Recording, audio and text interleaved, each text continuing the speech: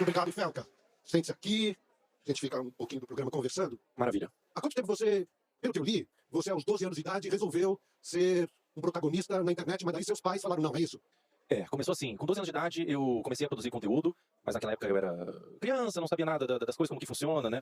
E naquele momento, eu contei com meus pais, e meus pais falaram, muito bacana o que você tá fazendo, apoio, mas ainda é muito cedo. Eu acho que tem que esperar um pouquinho de tempo mais, você amadurecer, esse ambiente que você tá entrando, talvez você não entenda tudo. Na minha cabeça de criança, pré-adolescente ali, eu fiquei, não entendi, fiquei meio revoltado por um tempo. Nossa, por que meus pais estão me proibindo? Hoje, quando eu olho pra trás, eu entendo muito bem e eu agradeço meus pais. E aí você voltou com que idade a produzir? Com o Felca, que é o canal que eu cresci na internet, que eu fiquei conhecido, foi em 2019 que eu publiquei o primeiro vídeo. Publiquei o primeiro vídeo, era vídeos de humor, um tom bastante humorístico, mas tinha já um tonzinho de crítica. Eu sempre gosto de colocar, hoje meus vídeos são muito críticos, e com muito humor também, e eu sempre gosto de colocar crítica inserida no humor. E tem funcionado. Aos poucos meus vídeos têm ficado mais críticos, ainda mantém humor, mas têm ficado mais críticos, e hoje eu tô aí, né? Agora, hoje, houve uma explosão, não é, de visualizações, de compartilhamentos. Até aquele momento, há poucos dias atrás, antes do documentário, quantas pessoas faziam parte dos seus canais? Eu tinha, se for contar em todas as redes sociais, daria talvez 15 milhões a 20 milhões. Eu tinha, na rede social principal, eu tinha 8,8 milhões. E hoje? Hoje, na rede social principal, que eu tinha 8,8 milhões, eu tenho 15 milhões,5 em 5 dias. Foram mais de 7 milhões de seguidores aí em 5 dias e crescendo. O teu vídeo repercutiu muito. Ele repercutiu pela história, né, através das pesquisas e das denúncias que você fez, mas ele repercutiu também junto ao comportamento das pessoas. Eu acho que as pessoas começaram a refletir mais, e eu já vi vários vídeos de mães falando, eu não devia ter exposto tanto meu filho, apesar de nem ser uma exposição, vamos chamar assim, delicada ou sensual. Que reflexão você começou a trazer pra gente a respeito disso? Eu creio que esse é o ponto mais importante mesmo do vídeo, e você falou sobre ter chegado nas pessoas. E foi isso que eu observei mesmo. Me mandaram fotos, por exemplo, Serginho, de pessoas assistindo o meu vídeo na horizontal, que é uma coisa muito difícil nos dias de hoje, as pessoas estão consumindo todas na vertical, assistindo no ônibus, meu vídeo, no metrô. Eu fico muito feliz porque não é sobre mim, não é sobre eu como pessoa. É sobre a causa mesmo. Essas crianças, essas contas de perfil de crianças estão sendo utilizadas para promover trocas de pornografia infantil. Isso é muito sério. Isso é muito sério. É um assunto muito delicado, é um assunto aversivo de ser falado, é um assunto que causa repulsa, mas ele tem que ser falado. Infelizmente, é um assunto que acontece em pequena e grande escala, de forma menos ou mais problemática. Acontece desde uma exposição, desde uma adultização, crianças se portando como adultos, até crianças sendo sexualizadas de fato, né? É doentio. É doentio, é completamente doentio. É muito importante a gente falar sobre isso. E eu observei que esse movimento na internet de crianças produzindo conteúdo, e o público, ele era dividido. Ele tinha outras crianças consumindo, alguns pais consumindo, mas ele tinha naquele público também, isso é muito sério, pedófilos. Tinha pedófilos consumindo aquele conteúdo. E era um conteúdo, Serginho, que se eu mostrasse pra você, sem dar o contexto, você ia falar que era um conteúdo inocente. Era uma criança brincando, era uma criança se divertindo ali com as amigas, mas existiam pedófilos, desculpa dizer, eu sei que é forte, cantando aquelas crianças. E daí você vê aquilo, você vai vendo aquele movimento, você vai vendo acontecendo, e você vai vendo pessoas que produzem conteúdo para suas crianças, pessoas que às vezes adultizam propositalmente a criança. Se você não sente uma indignação, você não é um ser humano. E eu, como eu senti uma indignação, tinha um público e falei, simplesmente, liguei a câmera.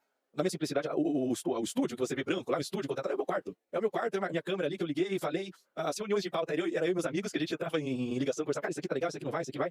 E causou um movimento tão gigantesco, Serginho, que agora, nesse momento, tá sendo meio nebuloso, tá sendo meio difícil de cair a ficha. Mas é um convite para as pessoas que estão assistindo, todo mundo que tá aqui na plateia, é um convite para vocês entenderem que vocês têm voz. Existe um poder nas pessoas. Você vê algo que tá errado e falar. Denunciar, na sua simplicidade, as pessoas ouvem. Existe bondade no mundo. Mas e o consumo? Consumo direto de crianças e adolescentes frente à tela? O consumo ele tem que ser, na minha opinião, supervisionado. O pai tem que supervisionar o que a criança consome na internet, porque é muito fácil é muito fácil, o algoritmo mesmo é trabalhado para isso. É muito fácil a criança sair de uma animação divertida, que ela se diverte, para um conteúdo não apropriado. É muito fácil isso acontecer. É um movimento que acontece muitas vezes. E se você, como outro pai, tiver a capacidade de supervisionar o seu filho com 10, 11, 12 anos, ele pode consumir de forma moderada, na minha opinião, mas se você não tem a capacidade, se você não consegue ser um pai presente, se você trabalha muito, às vezes tem muitas ocupações e tudo mais, na minha opinião, bloqueio. E uma outra coisa não é sobre consumo, Serginho, é sobre produção de conteúdo. Criança não tem que produzir conteúdo na internet. Não tem. A internet é um ambiente, todo mundo que tá aqui sabe que a exposição não é algo fácil de lidar. A exposição vem com críticas, vem com pessoas comentando sobre você, comentando sobre aparência, vem com às vezes, um assédio. E a criança não está preparada para receber qualquer tipo dessas coisas. Então, criança não deve produzir conteúdo na internet. Internet é um ambiente para adultos. Muito bem. Tem alguém que gostaria de fazer perguntas aqui? Vamos começar. Qual é o seu nome? Tudo bem? Mais pra ver sua opinião, assim, porque a gente sabe que isso não é de hoje. Não começou a postar os vídeos, principalmente no caso que você falou no vídeo, não começou esse ano, já é de muito tempo. Por que você acha que demorou tanto pra tomar essa proporção, para as pessoas começarem a prestar atenção nisso? Essa é uma pergunta boa, Ana. Eu acho que existiam muitas pessoas falando sobre, já era uma coisa bem pública, assim, era relatado.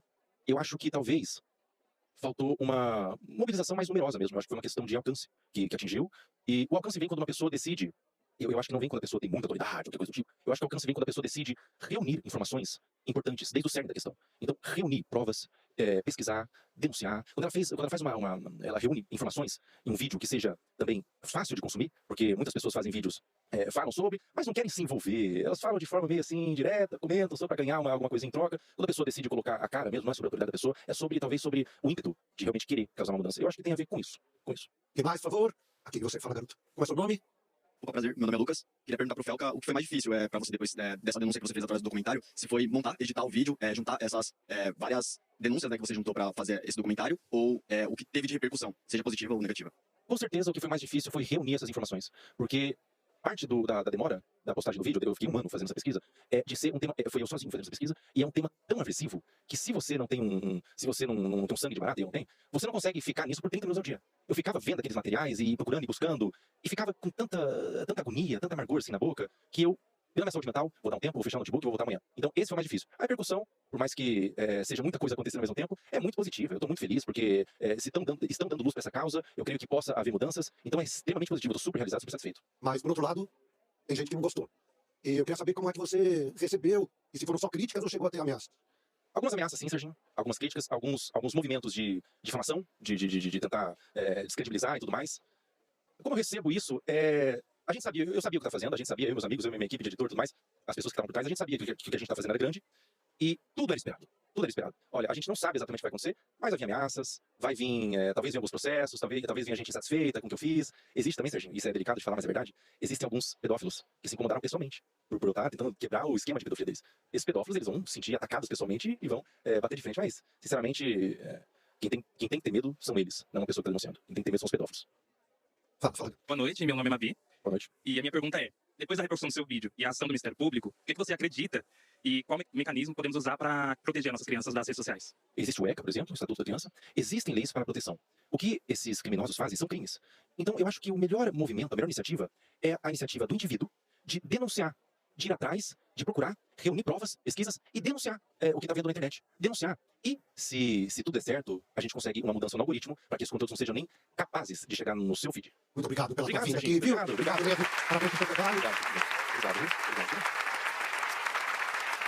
E até a próxima. Cadê o pessoal? Levanta a mão aí, o pessoal do Tchau, Paola. Aqui, Tchau, Fábio. Tchau, Caco. Glória. As pessoas estão muito impressionadas com a altura dele também. Quando ele entrou... E olha que eu tenho Pega esse quadro. 1,80 m. Pega esse quadro. Ah, eu tenho 1,80 m. Tá baixinho, Sim. Serginho. Você tá muito baixinho. Obrigado, aplausos aqui. Obrigado.